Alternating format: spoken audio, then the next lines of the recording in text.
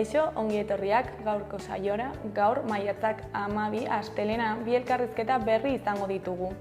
Alde batetik, Iban Jimenezekin egongo gara, ELA sindikatutik datorrena. ELA sindikatuak ekainaren 2 eta 3an Bilbon 16. Kongresu Konfederala ospatuko du eta hau aurkeztera dator. Eta beste alde batetik, Markel Adinekin egongo gara hemen platoan.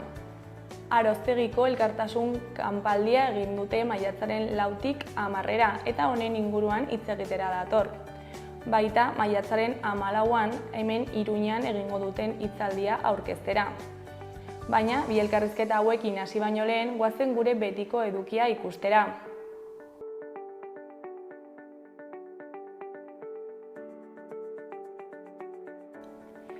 Goazen orain gaurko efemerideekin. Gaurko egun batean, 1937ko maiatzaren 12an, Bilboko portua bombardatu zuen abiazio italiarrak. 1800 kilo lehergai jaurti zituzten eta 6 marinel eta 3 zibil hil zituzten. Denera 24 bombardaketa operazio erregistratu ziren egun hartan Euskal Lurretan. Urte batzuk geroago, 1974an, Tximist espedizioa Everest mendian 8.530 metrora heldu ziren, gailurretik 320 metrora. Juan Zelaia buru zuen Tximist enpresa gazteitarrak finantzatu zuen espedizioa eta 16 kidek osatu zuten. Egun berean baina 1977ko maiatzaren 12an, Guardia Zibilak Rafael Gómez Jauregi hil zuen Errenterian, amnistiaren aldeko astearen bilkura bat desegiten ari zela. Metraietaz bihotzaren ondoan tirokatu zuten. Polizia armatuak gogor zapaldu zuen egun osoan amnistiaren alde deitutako greba. Eta bukatzeko, 1989an, Guardia Zibilak Euskal Herrian heroina eta bestelako drogak zabaltzearekin zuen loturaz txostena bidali zion Donostiako fiskal Luis Navajasek, Espainiako estatuko fiskal orokorrari.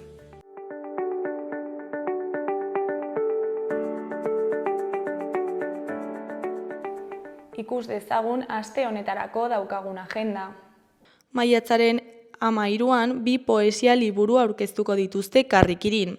Oiane Zuberoa Garmendiaren Apurkinak eta Iker Aranberri Sarasuaren Baden Berboten liburuak aurkeztuko dituzte, arratsaldeko 7etan. Asteartean baita ere, Zaldiko Maldikon Eklipseak liburua aurkeztuko du Virginia Garziak. Nafar Ateneroarekin elkarlanean antolatu dute jarduera eta egilea bera izango da solasaldian. Arratsaldeko 7:30 Zaldiko Maldikon izango da aurkezpena. Liburu honetan eklipseen prozesu korapilatsuak hizkuntza erraz eta eskuragarrian arituko dituzu. Birtzi Farozainaren eskutik eklipseen sekretu guztiak familian deskubritzeko aukera da. Zergatik gertatzen dira? Nola behatu? Maiatzaren 14an, asteazkena, alde batetik, Miren Agurmeabek Amorante frantsesa aurkeztuko du Iruñean, Karrikiri elkartean, arratsaldeko 7etan. Ima Erreak aurkeztuko du solasaldia. Beste alde batetik, Wiki emakumeok dokumentalaren aurkezpena egingo da Zaldiko Maldikon. Dokumentalak Wiki emakumeok donk taldeak Wikipediako editore taldearen prozesu ikustarazten du. Emakume horiek Wikipedian emakumeen eta gizonen biografien arteko oreka lotzeko egiten duten lana ikustarazten dute. Zaldiko Maldikon aurkeztuko dute Nafar Ateneroarekin elkarlanean arratsaldeko 7:30 elkartean. Maiatzaren 15ean Lehendakariaren alaba liburua izango dute hizpide Zaldiko Maldikoko irakurle taldean. Iñaki Txarromanen eleberria 2026an hasi eta 2040 arte arrapaladan eramango zaituen thriller azkar bat da. Euskal Herriko politika eta mundu mailako larrialdi klimatikoa uztartzen dituen distopia. Ostegunean baita ere Irrintzipeñak bertso afaria antolatu du Nerea Ibarzabal eta Julio Soto bertsolariekin. Izen emateak WhatsApp bidez egin behar dira, 606-04-51-57 zenbakian eta bazkide bakoitzak 3 lagun gehiago apunta ditzake. Izen emateko epea maiatzaren 11an da eta afariak €20 balio ditu. Gainera, Zabalguneko Zibiboxean lehenengo aretoan hitzaldi iretsgarria euskaraz. Sarasate pasalekuaren inguruan izango da. Historia eta modernitatea lehenengo irudiaren bidez hiriaren erdiguneko kokaleku horren bilakaeraren errepaso historikoa. Mendeetako historia eta hiriaren konfigurazioa hiriko artxibo ezberdinetan jasotako irudietan. Ostegunarekin bukatzeko kantu eta hitza ekimenaren baitan, Oko Andre Maria plazan arratsaldeko 8etan Ziztada eta Erlantz taldearen kontzertua egongo da. Ziztada eta Erlantz Reggae Club taldea da, 2017an sortua. Ahotsean Ziztada, Erlantz base ekoizlea eta dub makerra eta komandu saxofoi eta melodika jotzailea dira taldea osatzen dutenak. Sound System munduan sartzeko grinatik hasi zen proiektua. Ikusita Euskal Herrian ez zela erregistro hau lantzen zuen talde askorik eta are gutxiago euskaraz eta emakume bat protagonistatzat harturik. Ostiralean maiatzaren 16an Ni izeneko bakarrizketa izango da Zizur Nagusiko kulturetxean. Nekatutak lanaren arrakastaren ondotik Antxon Telleria agertokietara itzuli da mikrofonoa eskuan irri eginarazteko. Ni egolatriatik eginiko oda bat da. Antxonek bere burua hitz egiten baitu etengabe, baina baita zintzotasun ariketa bat ere.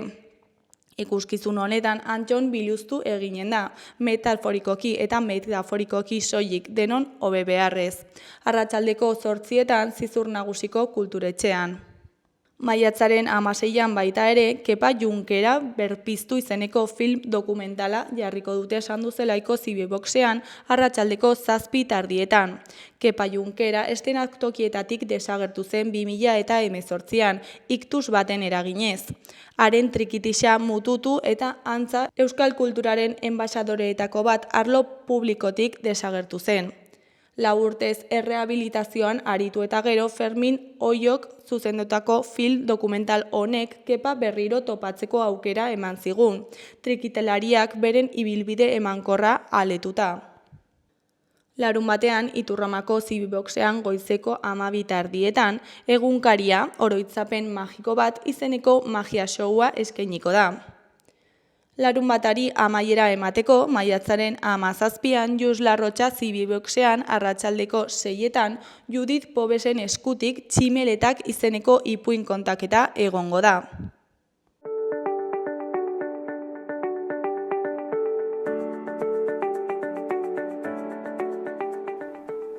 Ikus dezagun gaurko egunkarien azalek zer dioten. Diario de Notiziasen titular nagusian, Nafarroan 4.300 lagunek dute fibromalgia, 84% emakumeak dira.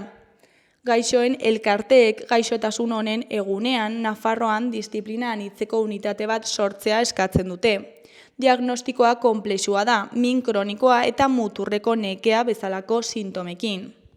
Hori koloreko argazki nagusian, Osasunak Budimirren gola ospatzen, Vicente Morenoren taldea Europarako lehian mantentzen duen berdinketarekin. Honen titularrean borrokan jarraitzeko puntu bat. Budimirrek berdindu egin du Betisen aurka, Osasunak gehiago merezi izan duen partidan. Hori koloreko beste bi berrietan, alde batetik Andoni Azevedo eta Maria Velázquez garaile maratoi erdian. Beste alde batetik Salsamendi eta Mendibuluzketako txapelak eskupilotan. Erdiko grisa koloreko lerroburuan Nafarroako urtegiak ia beteta daute, eta Itoizek edukieraren 80% du. Eskuinaldeko albisteetan, alde batetik aberastasun arrakala mantentzen da Iruñerriaren eta Erriberaren artean. Beste alde batetik Zelenskik ostegunean Putinekin biltzea onartzen du, baina su-etena eskatzen du.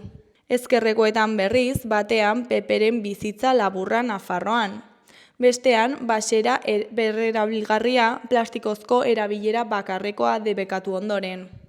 Diario de Navarraren titular nagusian bateria planten proiektuak izugarri igo dira Nafarroan, baina ia inork ez du baimenik. Sarera entxufatu nahi diren 2785 megabaitetik 89 bakarrik baimendu dira. Ante Budimirrek denboraldiko 19. gola sartu zuen Benito Villamarinen, berdinketaren gola zen. Argazki nagusian lankideek zoriondu dute. Titularrean Anbizioaren saria. Eskuineko berrian bere guraso biologikoen bilaketa neska nafar baten odisea. Goiko berrietan batetik A15 herrientzako atsedena.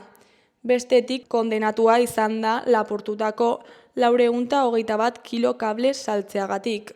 Gara egunkariaren titular nagusian Igor Guevara Gasteizko Mercedeseko enpresa batzordeko presidentearen hitzak ditugu. Euskal Herriaren diseinu industriala gobernatzen dutenen menpe dago. Mercedes-Benz enpresak Gasteizen duen lantegian denbora asko ematen du furgoneta elektrikoaren modelo berriaren zain, baina azkenik errekuntza motorrarekin ere bai. Batzordeko presidenteak Igor Guevarak zenbait gako eman ditu. Zuzendaritzarekin izandako elkarrizketa azaldu du eta erakundeek enpresaren diskurtsoa beti erostea deitoratu du. Argazki nagusian atzoko Alabes eta Atletik taldeen arteko norgehiagokaren une bat dugu. Titularrean beren atean sartutako gol batek erabakitzen du derbia Atletikentzat. Erdiko bi berrietan, goikoan, Putinek zuzeneko negoziazioak proposatu ditu, eta Zelenskik alde aurreko sueten bat eskatzen du. Behekoan, Luismi Uharteren analisia dugu. Mileiren arrakasta, oposizioaren erresistentzia eta etorkizunerako aukerak. Eskuineko aldean Isidro Esnaolaren analisia dago. AEB eta Txina euren posizioa indartzen saiatzen ari dira izenburupean.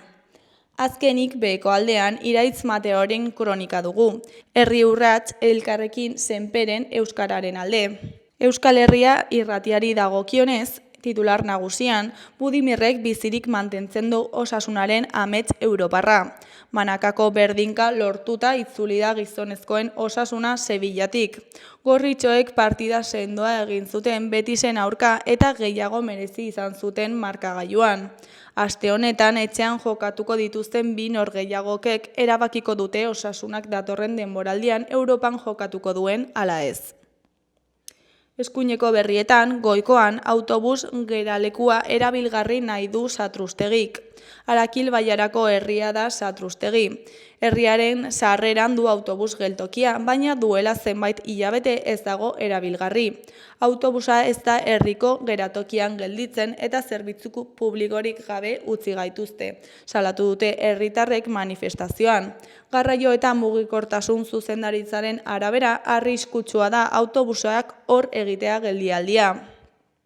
Behekoan euskarak zubi izaten segidezan argazki sorta eratu ditu sorionekuak. Iparraldetik hegoaldera lurraldeko 20 zubitan elkartu dira 100 euskaltzale, eta euskararen kontrako gorrotoa indargabetzeko deia egin dute.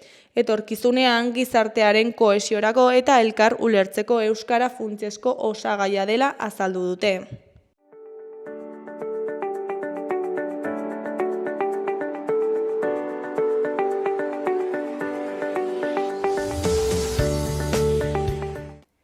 Kaixo, lehen aipatu dugun bezala, orain Iban Jimenezekin gaude, ELA sindikatutik datorrena. Kaixo, zer moduz? Kaixo, ongi, egunon, bai. Bueno, ekainaren 2 eta 3an Bilbon ELAko 16. Kongresu konfederala ospatuko duzu, ezta? Eta, zertan datza kongresu hau? Bueno, beste 15 kongresu bezala, ez? Kongresu honetan tokatzen zaigu zuzendaritza guk deitzen dugun batzorderagilea hautatzea, kargu berri batzuk edo pertsona berri batzuk sartuko direla zuzendaritza horretan, hori alde batetik, baina baita ere beste erabaki garrantzitsu batzuk hartzen direla kongresuetan. Batez ere azken 4 urtetan egindako lana aztertzen da, guk deitzen dugu kudeaketa txostena, hau da, azken 4 urtetan sindikatuak egin duela aztertzen dela, eta baita ere egiten da bozketa bat, eta ontzat ematen den, ala ez, jakiteko. Baina gero, etorkizunari begira ere onartzen da, guk deitzen diogun ponentzia. Ponentzia da, datozen 4 urtetan zer egingo dugu, ze proiektuak dauzkagu, eta nola gauzatuko ditugun besteak beste, ez? Gero badaude beste erabaki batzuk, baina esan dezakegu horiek direla erabaki garrantzitsuenak, bai. Osea, 4 urtero egiten den zerbait da, ez? Hori da. Azkena egin genuen, hori 2021an, justu COVID-etik aterata, eta, askotan ahazten bazaigu ere gauzak aldatu direla eta orain antolatu aldugu kongresu kongresu arrunt bat, ez? Ez dago, orduan edo garai hartan geneuzkan arazoak jendea biltzeko eta bar, ez? Eta hasiera batean zergatik egiten hasi zineten kongresu hauek, zertarako, zeintzuk dira pixka bat helburuak? Esan behar da, jakingo duzuenez, ELAk badauzka 114 urteko bizitza. ELA sortu zen 1911 urtean, eta lehendabiziko 2 kongresu ospatu ziren Gerra Zibil baino lehen.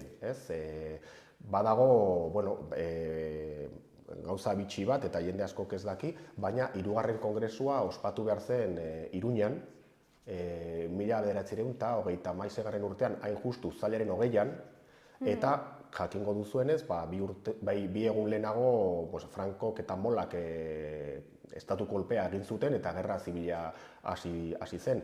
Iruñan bazeuden ja kongresista edo elakide asko orduko kongresua prestatzen eta ospa egin behar izan zuen oso modu larrian Iruñetik Molak estatu kolpea egin zuelako.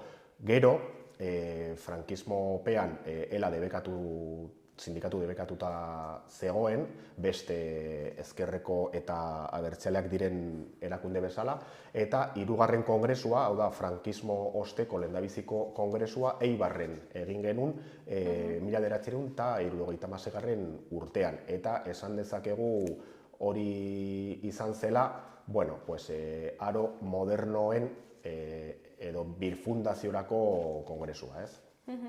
Eta birfundazio horretatik honetara zer aldatu da, zer ezagit kongresuaren antolakuntza edo ezagit hitz egiten diren gauzak, erabakitzen diren gauzak aldatu egin dira?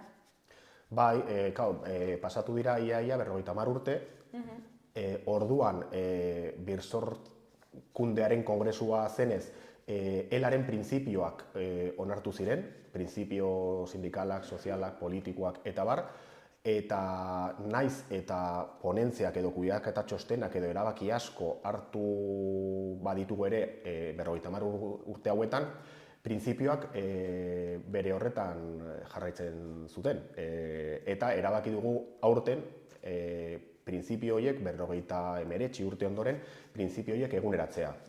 Eta begiratzen edo irakurtzen badugu orduko printzipioak, esan dezakegu ELA horrelakoa da. Bere funtsean, bere mamia ez da gehiegi aldatu, eta gaur egungo afiliatuek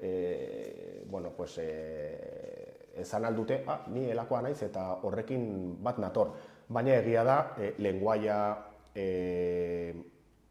Euskal Herriko ikuspegia, beste borrokak ere sortu dira, feminismoa, ekologismoa, gauza asko, azken 59 urtetan, eta eguneratzeko garaia iritsi zaigu, eta kongresu honetan kontatu, dudanatik harago, hau ere, printzipioak, bozkatuko dugu printzipio berriak, eta gainera eman nahi diogu kongresuan, oihartzun berezi bat eta ekitaldi berezi eta hunkigarria egin nahi dugu printzipioak eguneratzeko. Osea, kongresu berezia izango da. Bai. Eta nola antolatu duzue pixkat, ez dakit nolakoa izango da kongresua, antolakuntza izango da? Bai, kongresua izango da Euskalduna Jauregian, Bilbon, kongresu nahiko handia da, 736 ordezkari daude izendatuta kongresurako.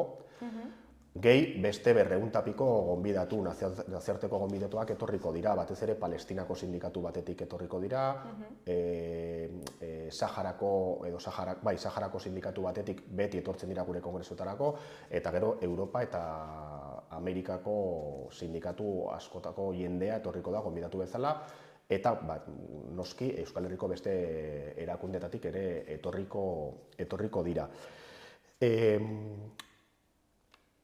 Nafarroatik 70 delegatu joango garela Bilbora, kongresura, hau da, Nafarroako ordezkaritza nahiko nabaria, eta, bi eguneko kongresua izango da, eta, espero dugu, proposatzen ditugun ideiak eta proiektuak onartuak izatea, eta datozen urteetako jarduerari ekiteko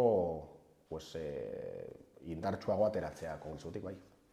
Osea, proposatzen dituzue gauzak eta gero bozkaketa bat egoten da. Eta normalean amankomunean jartzen zarete, edo... Bai, egia da, kongresuan, egun terdian oso zaila da, ezinezkoa da, denetaz eztabaidatzea edo denetaz hitz egitea.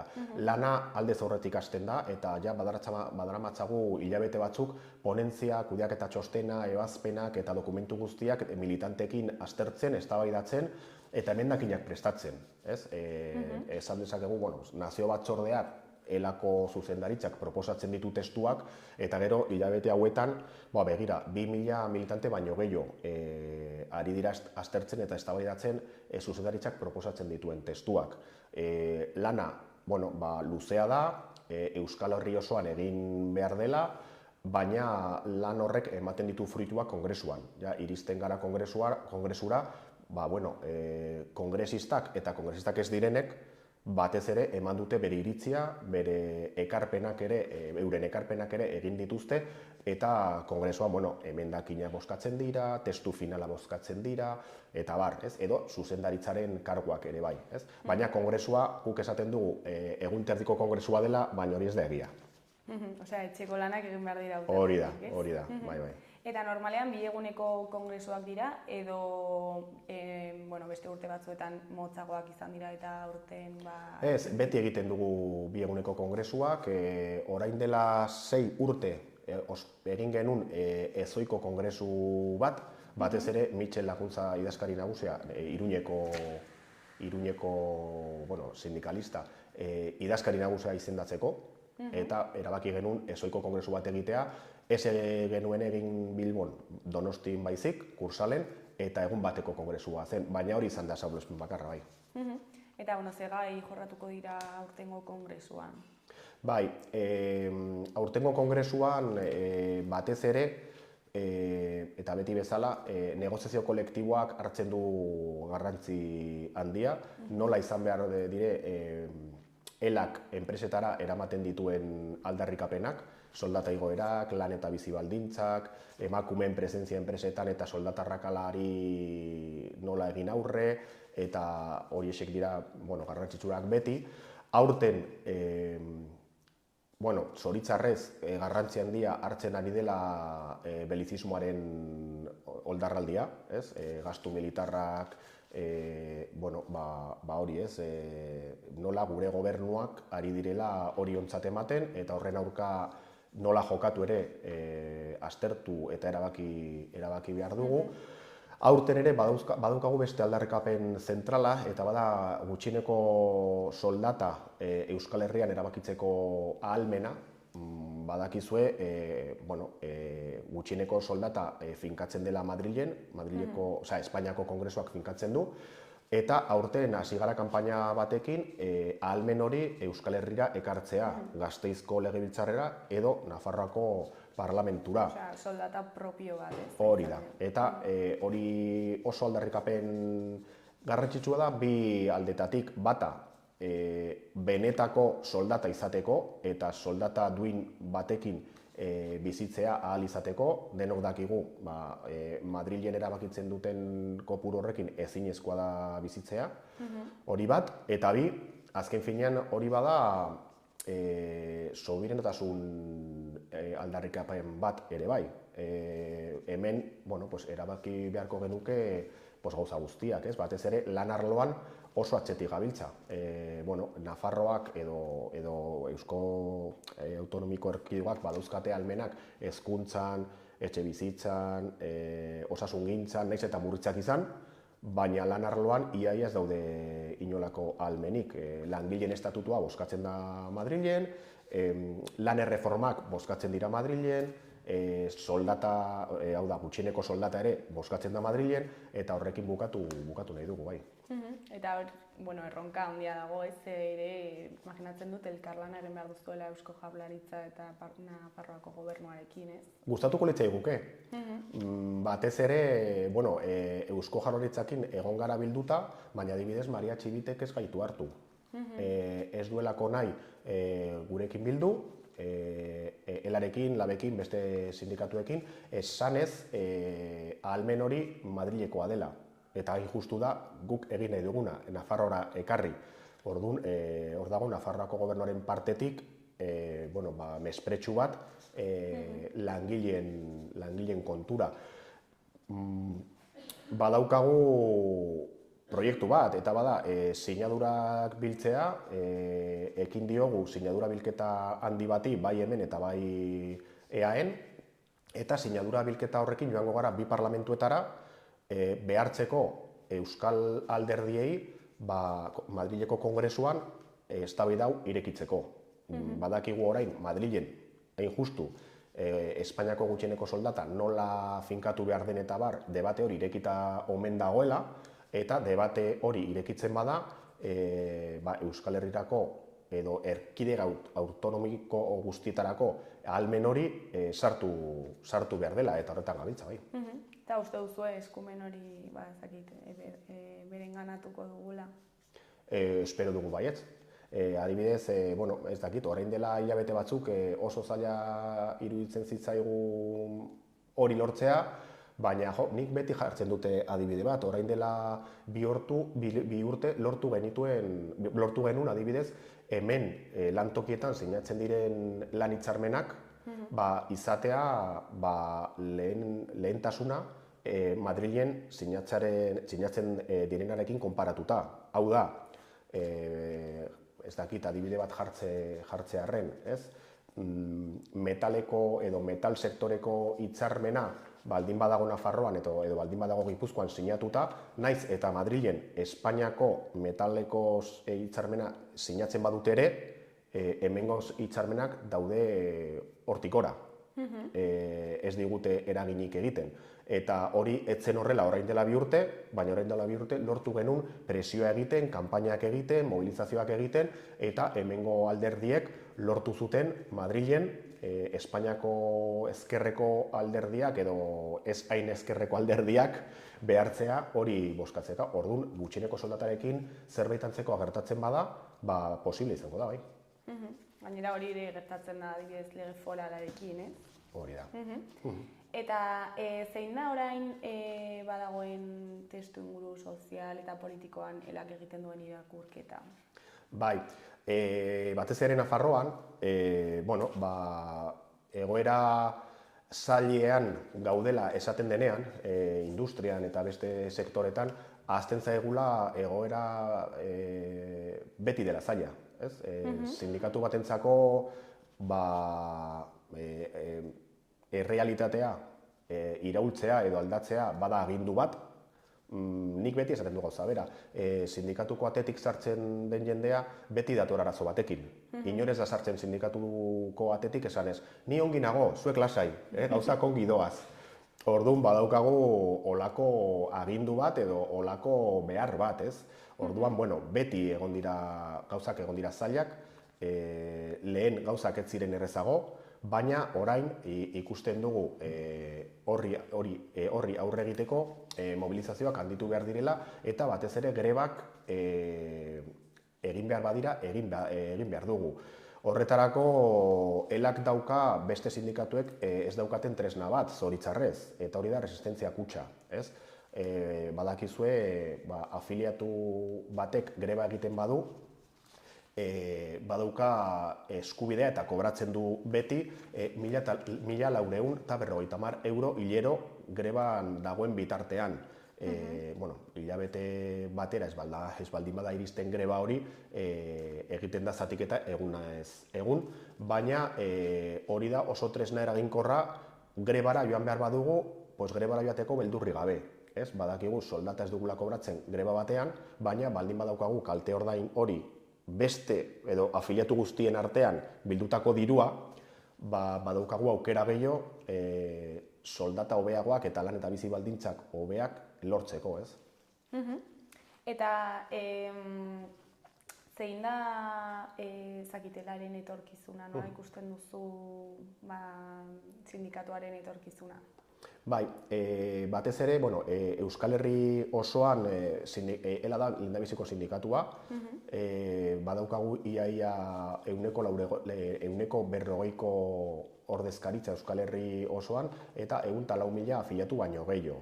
Jende asko da, eta Euskal Herrian inork ez dauka afiliatu baino gehiago. Orduan horrek ematen digu ardura bat. Nafarroan, adibidez, Nafarroan badaude 11.400 afiliatu, eta badira, orain dela urte, baino 400 gehiago. Orduan, esan dezakegu ELA hazten ari dela Nafarroan ere. Hemen, Nafarroan, ELAko ordezkaritza ia iristen dela 123ra, Erriberan, batez ere, 124ra iristen da, horrek ematen digu indar gehiago Tutera, Lodosan, Peraltan eta beste herrietan, hori oso esanguratsua da, eta azken urtetan lortu dugu 1.500 delegatu baino gehiago izatea Nafarroan. 1.500 ordezkaritzaren langa garrantzitsua da juridikoki, horrek ahalbidetzen du sindikato, langileen estatutuan esaten den bezala, sindikato más representatibo izatea, da figura juridiko bat, eta estatu osoan bakarrik UGT komisiones eta gu, gara sindikato más representatibo, eta horrek ematen digu presentzia leku askotan, ez? Orduan, EAen bageneukan ezaugarri hori, baina azken urtetan lortu dugu ere Nafarroan. Galdera hau da pixka bat utopikoa, baina uste duzu iritsiko dela egun bat non sindikatuak ez diren beharrezkoak izango? Hori iristen bada, gertatuko da, adibidez, ELAren printzipioetan aipatzen diren baldintza guztiak bete direla. Orduan horrela bada, albiste ona izango litzateke, baina nik animatzen dut mundu guztia, hori webgunean daukagun printzipioek zintzilikatuta, irakurtzeko, eta denok konprobatuko genuke momentu hori zoritzarrez oso urrun dagoela, eta hor agertzen diren lan egiteko zerrenda edo zereginetako zerrenda oso luzea da, baina oso ilusionantea ere izan daitekeela, eta hor gabiltza bai. Gero ere, sare sozialekin ez dakit erronka berriak sortu zaizkitzue? Guk batez ere ni komunikazio arduraduna naiz sindikatuan, sare sozialak garrantzitsuak dira, guk badauzkagu tresna ezberdinak langileen iristeko, badaukagu adibidez paperezko aldizkari bat, Alda izenekoa, 104.000 etxeetara bidaltzen dugu 2 hilean behin. Bada Euskal Herriko argitalpenik handiena. Hori bada tresna garrantzitsu bat, gure webgunean zintzilikatuta dago, eta sare sozialen bidez baita ere edatzen dugu bertan agertzen diren edukiak eta bar. Sare sozialak guretzat dira sindikatuak egiten duena edatzeko tresna bat, bai, eta badaukagu, nik uste dut mundu guztia daukan erronka, ez? Non sartu, non ez, zer erabili, zer ez, zergatik, eta zer den eraginkorra, eta eraginkortasun horren truke zer ordaintzen ari gara ere bai, ez? Denok badakigu noren esku dauden sare sozialak, baina joko zelaia ere badira. Orduan, kontraesan hori denok kudeatu behar dugu modu batean edo bestean, eta ezin esan momentu batean gure erabakia betirako da, edo gure erabakia hau izango dela. Sare sozialak bezala hau oso dinamikoa da, eta bagoaz urtez urte erabakiak hartzen eta sare sozialak erabiltzen. Eta borrokagune ere erabili dezakegu? Nola? Sare sozialak borroka egiteko, mundu virtual horretan, borroka egiteko erabili dezakegu? Adibidez, langile klaseak borrokagune guztiak behar ditu. Bai, baina guztiak.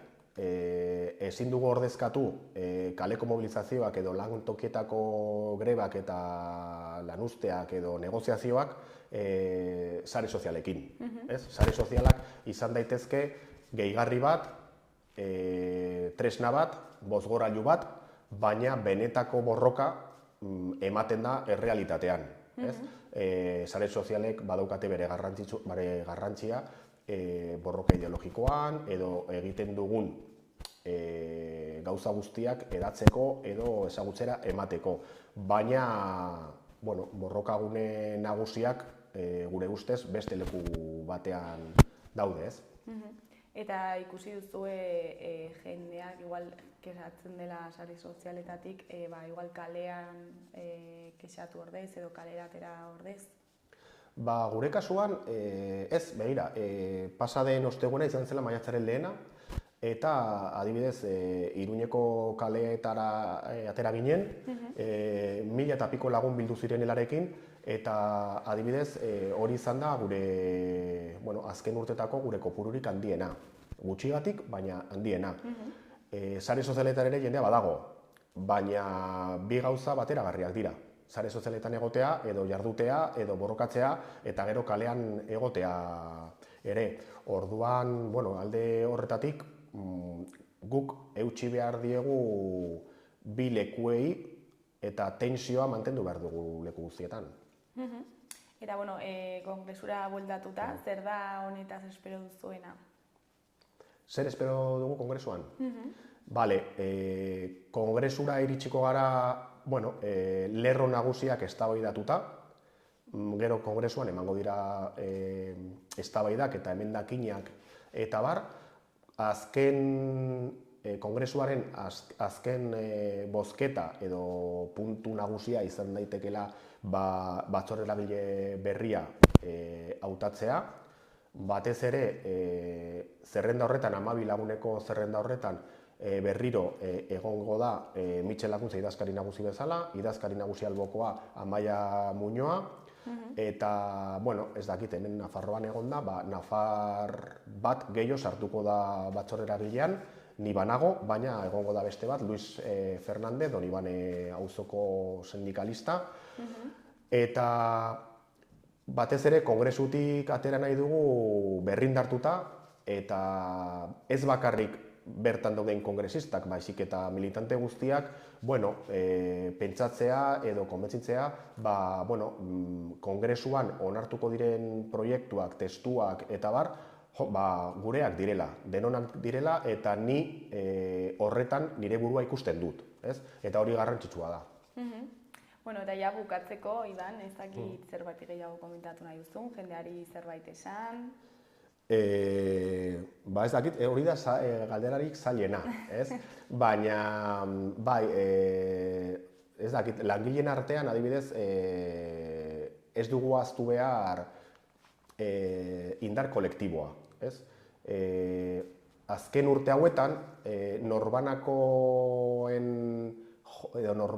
norbenaren joera ere somatzen da leku askotan, isolatuta bizitzeko, sare sozialak, etxean geratzea telesail bat ikusten, holako gauzak, ez? Guretzat erosoen diren gauzak egiteko joera. Eta hori egitea ongi dago, eta hori da bizitza azken finean. Baina ikuspegi kolektiboa ezin dugu galdu. Mundua, gure bizi eta lan baldintzak aldatzen badugu, hori lortuko dugu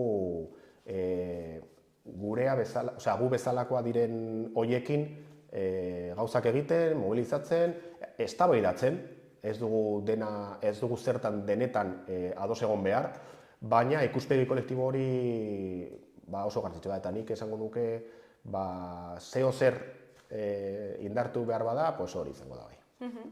Elako Iban Jimenez, mila esker gurera etortzeagatik eta ea zer moz joaten den 16. kongresu hori. Zuei mila esker, agur. Ondo segi, agur.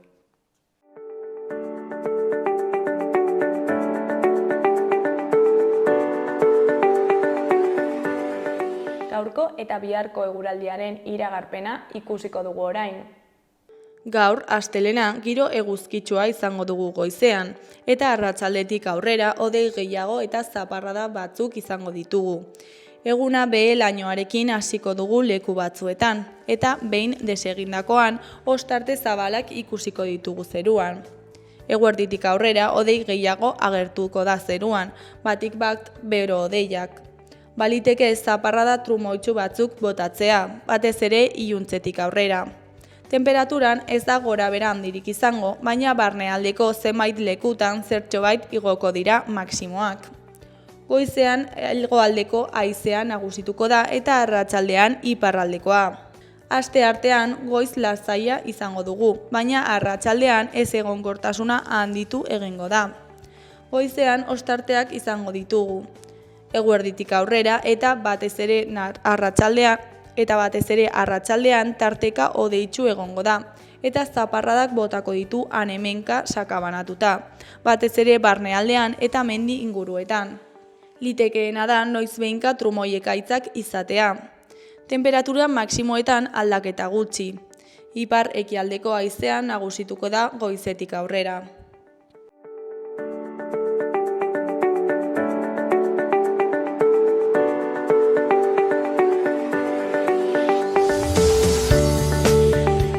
Kaixo, lehen aipatu dugun bezala, orain Markel adinekin gaude. Kaixo, zer moduz?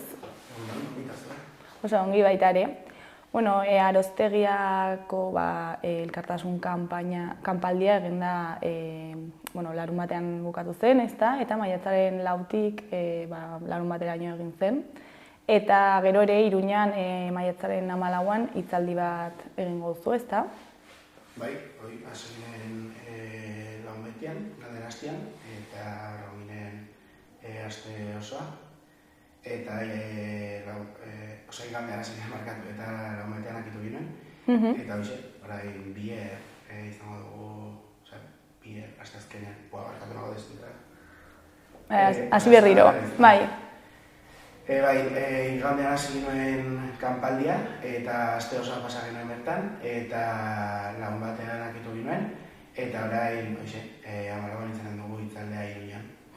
Eta azaldu dezakezu pixkat testu ingurua, zer da Arostegiko proiektua, zer gertatu zen, noiz? Bai, Arostegiko proiektua da proiektu urbanistiko bat, egin nahi dutena Lekarazko herrian, Lekarazko katzen da Baztango baiaran, eta proiektu unek gartzen du 228 familia bakarreko etxe bizitza, luxuzko hotel bat eta golf zelai bat.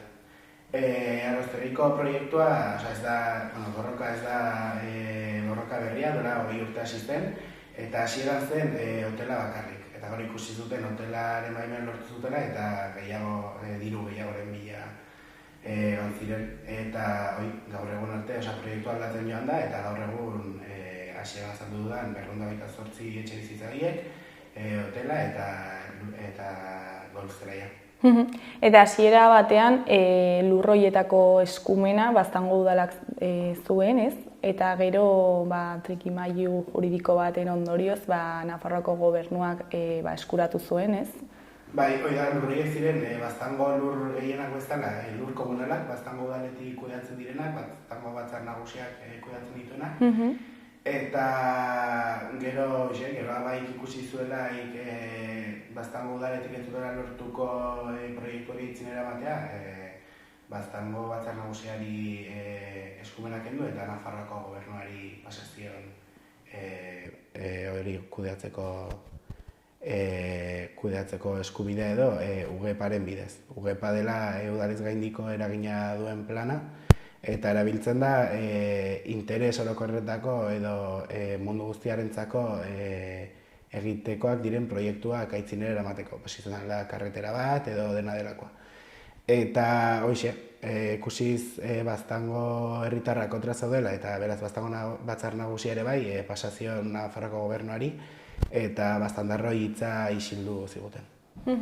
Eta nola hartu zenuten Baztango herrian erabaki hau? Gaizki, ez? Bistan denez, paratu genuen Arostegia eta gero zer plataforma martxan, herritar batzun eskutik, Eta, bueno, gero, denbora pasa eta bla, eta orai Aroztegiko elkartasun komite bezala dihardugu. Eta hala ere, enpresak obrak modu ilegal batean hasi zituen, ezta? Bai, hoi da, erranduten bezala, proiektua asisten 2003an, eta gero baimenekin eta hola izan zituzten arazo batzuk, eta berriz aurkeztu behar izan zituzten eta bar. Baina 2021 batean sartu zituzten makinak Aroztegiko lurretarat. Makinak sartu zituztenean oraindik ez zituzten baimen guztiak, eta labek legite bat aurkeztu zuen, erranez obra horiek ez zirela legalak, eta hoixe, eta gero legita hartu zen, eta ikusi zen baimen obra horiek ez zirela legalak. Eta kexu egiteko kanpaldi bat egin zen, ezta? Eta hor hasten da bai, ez?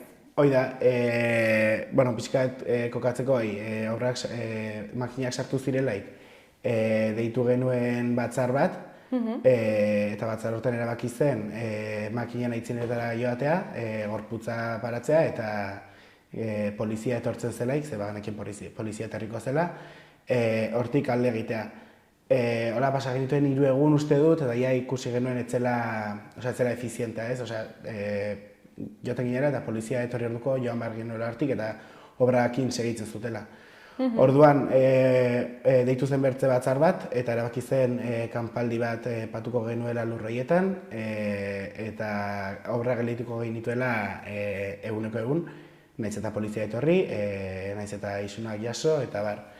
Eta hoixe, egun horietan jaso genituen errepresio ezberdinak, baina errepresio ekonomikoa izan zen 9.000 eurotik goitiko multak aigatu ziren. Eta gero ere, 7 auzipetu... Bai, hoi da, eta gero, kanpaldia eta gero genuen deituta maiatzaren 18an manifa bat, eta manifa horren biharamunean uste dutzela, aigatu ziren deklaratzeko hitzorduak. Baztango 10 herritarri uste dut, baina gero azkenean 7 gelditu dira. Eta hoixe, 7 herritar horiek epaiketa izanen dute datorren astean. Eta nola, hau noiz gertatu zen, eta nola izan da pixkat bilakaera edo prozesua? Deitu zituzten deklaratzera 2021 batean, eta ordutik deklaratzera joan zirenetik ez da berri gehiago izan pasaden urte arte. Pasaden urtean fiskalak deitu zuen akordio baterako proposamena, baina Palacio de Aroztegia SM enpresak ez zuen akordiorik nahi, eta beraz luzatu da prozesua gehiago, eta orain izango dugu epaiketa maiatzaren 19tik 23ra. Eta nola aurre ikusten da epai hori? Izan dugu kanpaldia Elizondoko plazan hasieran erran dugun bezala aste honetan, eta hurbildu da pila bat jende, eta izan ditugu ere elkartasun keinua kanpaldi horretan, egiten ginen arratsaldero kolektibo eta herri ezberdinekin, eta jendeak erantzen du arrasongi, hurbildu da pila jende, leku guztietakoak, Euskal Herriko toki ezberdinetakoak ere bai, eta, gogotsu gaude, gogotsu eta indartsu epaiketarako, eta hoixe, espero dugu ongi joatea. Ere izango dituzu gogoak pixkatizteko prozesua, ez? Bai, azkenean 20 urteko ibilbidea duen borroka bat, baina orain belaunaldi berria gaude borroka horretan, eta borroka luzea izan denez gaude, nekean nabaritzen da, baina resistentzia horrek eramaten gaitu borrokatzen segitzera eta ez gelditzera. Eta elkartasun kanpaldia zer moduz joan da, ze aste osoan zehar egon zarete hor, ez? Edo Bai. 6 egun, baina Bai, lehen aipatu bezala, hurbildu da pila jende, izan da egitarau aldetik kanpaldi bat superanitza, izan ditugu elkartasun keinuak, aisialdi mota ezberdinetako eskaintzak, kontzertuak, zirko bat izan genuen, kantaldiak, trikitixa eta pandereta, eta gero, pues, Euskal Herriko Euskal Herriko txoko desberdintatik jende hau nitz hurbildu denez, ikusten dugu garaipen bat bezala, kanpaldi hau, jende hau nitz hurbildu delako, eta elkartasuna dirazi diegolako auzipetuei. Eta zintzuk ziren honen helburuak bizkat elkartasuna zenbateaz aparte? Pues hori, borroka hau sozializatzea gehiago, naiz eta otsaiak batean Iruñan erakutsi genuen manifestazio jendetsu horretan, borroka hau Euskal Herri guztiko borroka dela, baina bueno, hoi eta elkartasuna adieraztea zazpi auzipetu hauei, eta erakustea ere bai ez daudela bakarrik eta herri baten kontrako eraso bat bezala ulertzen dugula. Eta hau Elizondon egin zen, ezta? Bai, Elizondoko plazan, ikusten genuen, ez dakit, baliabide aldetik eta bar, Elizondo egokia izanen zela, eta Baztango erdigunean más o menos kokatzen delako, hortxe. Osa, jarri zineten hor dendekin plazan, ez, imaginatzen dut? Bai, hoi da, gitaro guztia izan zen Elizondoko plazan. Orduan, montatu genituen kanpinak eta bar Elizondoko plazan, kontzertuak eta estenatokian egin ziren, eta hoxe. Eta herriak eta udalak nola erantzun zuen horren aurrean?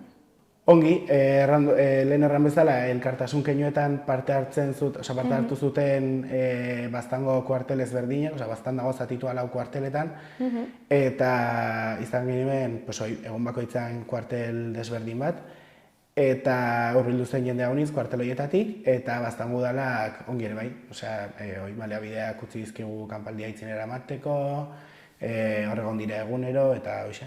Eta erantzunen bat jaso duzue, Nafarroko gobernutik edo...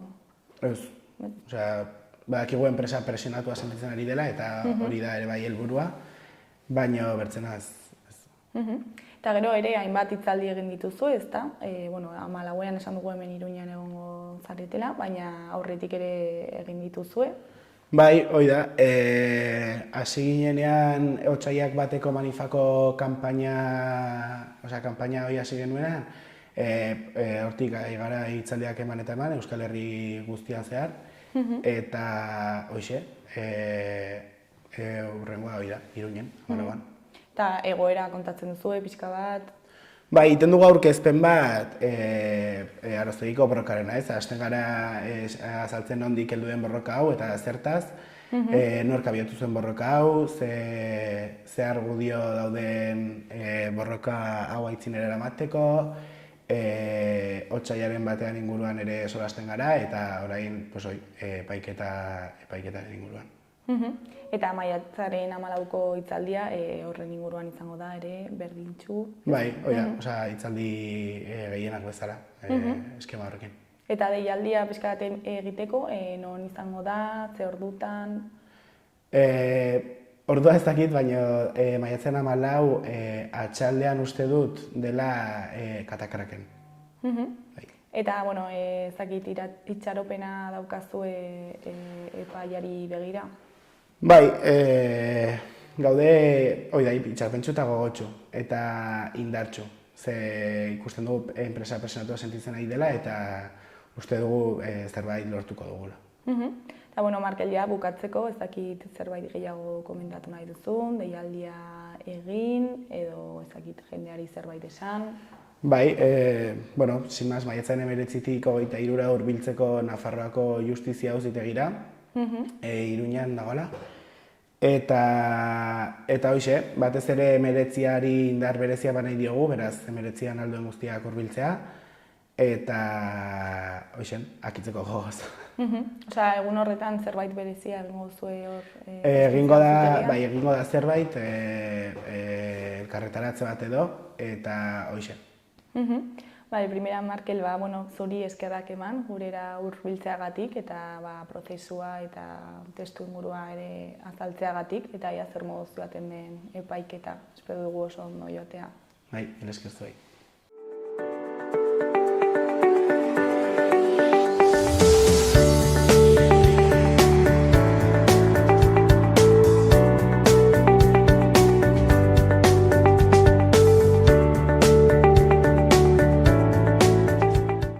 Gaurkoz hau izan da dena, bihar itzuliko gara eduki eta elkarrizketa berriekin. Mila esker zuen arretagatik, agur, bihar arte.